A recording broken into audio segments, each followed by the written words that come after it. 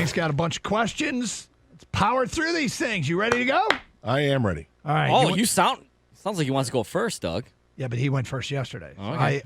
I have chosen to receive. Okay, all right. Whatever you guys decide. I thought you went first yesterday. I thought you went first yesterday. All right, I've deferred. Gator, will you receive? I'll receive, yes. All right, first question, boys. Bennett Amalu, the famed neuropathologist who is credited with discovering CTE, has come out and publicly said to Tua, you should retire from the NFL. Tua, quote, Tua, my brother, I love you. I love you as much as my son. Stop playing. Stop. Hang up your helmet and gallantly walk away.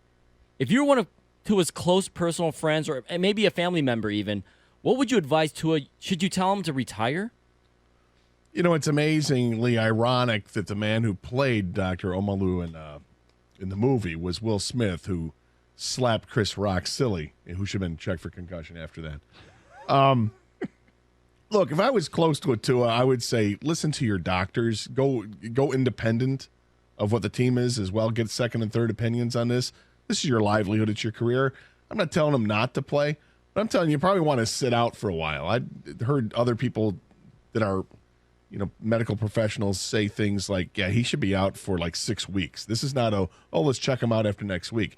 He should stay out for a while because clearly he was concussed in the game prior. That's why they fired the other doctor. So my advice to him would be, look, man, if you want to retire, that's fine. But if you want to play, I think you can go and talk to a doctor and find out if it's okay for you to play. I listen to doctors. Specifically, I listen to my own doctors. What I don't listen to is doctors who haven't even examined me. And this feels like a doctor giving a hot take. I don't expect hot takes from doctors. Would I advise him to retire? Quite possibly, but not because that doctor said so. I would seek what you said, multiple opinions, and not go with Dr. Hot Take. If somebody verifies Dr. Hot Take, I'm not Dr. Hot Take. Yeah, fine, but I mean, he's an expert in his field. It's not just like he's just some doctor giving a hot take, though, Doug. He's the guy who's credited. This is also the guy who's got an agenda. Sure, but he believes in what he believes in, right? He and people and CTE is real according to most people. Right. Yeah, and of course, might be. I think that's his just general opinion with anyone that suffers a concussion. To be honest with you, if I'm one of Tua's like family members, I tell him, listen, man, you guys all know what you sign up for. This is a physical game. You may get concussed, you may break your arm, you may do this. You're on strike two at best, at worst. I mean, this is something you take seriously. And I would not. You can't do anything after. Health is wealth, right? What's it all matter if you can't even function later on in life? He's already got an issue with his hip. We think for his future, just to live comfortably. So I would honestly advise him to really seriously retire. And if he did, I'd be like, good for you, man. Multiple reports have come out and said that both Tom Brady and Gisele Bündchen have both each hired divorce lawyers. Guys, if this is true, that doesn't look good for their marriage.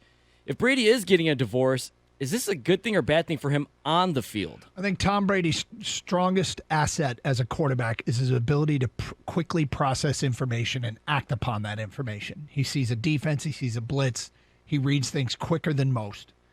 I think his second greatest asset is his stubbornness. I think 99% of people with personal issues, it would affect them negatively. Tom Brady now will go out and want to prove that undermining his marriage by coming back to play football was worth it. So he will have something else that motivates him to go out and have a great year and Tampa win the Super Bowl. I don't think it will impact him at all because he is a bit of a cyborg when it comes to the game. I want to believe you because I think that's an excellent synopsis of the whole thing. And I think that would hold true for a 39 or 40-year-old Tom Brady. He's more advanced than that these days. I think it can't. I can't see how it's not a distraction of some kind. Maybe it doesn't manifest itself as obviously as other things would, but I do think it's a distraction. That coupled with the fact he's already banged up and he's got a bad arm and a bad shoulder right now from the last game. So I think the writing's on the wall. It's just the downside of his career. So as things are starting to fall apart on his body and in his personal life, I think it'll be easy for some people to correlate him even it may not be directly correlated to it, but it could look like it. Yeah, I don't think people want to believe that players have personal lives, and they're real people and they're humans, and things that happen off the field and at home do affect how they come to work, just like you or I. I'm torn on this one. I feel like, okay, now he knows that it's over. He can just focus on football and let the lawyers and all that stuff take care of itself, but he's a dad, and this is going to affect him seeing his kids and things like that. I think in the end, and he already you look at the cracks early in the year, he had to leave in the middle of the preseason. I think this is going to be a bad thing. I think that as cyborg as he is, it finally happens. Maybe Father Time wasn't the biggest part in this. Maybe it was his personal life, but this is the year where we see that Tom Brady isn't the Tom Brady we always have known and loved, or some of us at least. All right, it sounds like some more than yeah, others. exactly. It sounds like Odell Beckham Jr. might sign with a team. He's not, I don't think he's reported to come back healthy until November, but he's already making his tour. His good friend Von Miller said yesterday that OBJ is on tour right now. He's visiting the Giants, the Saints, and Bucks, and also Miller thinks that OBJ would be a great fit for the Bills. Where should OBJ sign, and where do you think he will sign? I have two teams coming to mind. One's AFC, one's NFC.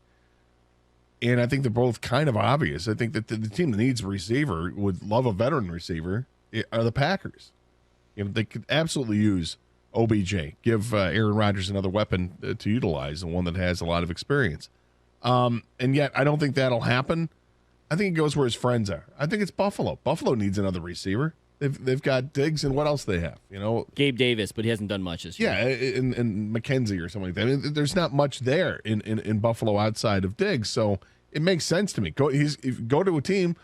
At this point, you're just going to go to a team that's going to give you a championship possibility because the money's not there if you're signing midway through the season. Well, I looked at the three things that might motivate him or anybody: Super Bowl, stats, or money. The team that has a Super Bowl opportunity has the ability that he will be able to compile the stats and has the most cap space of the teams that are going after him is Green Bay. I think Green Bay makes the most sense.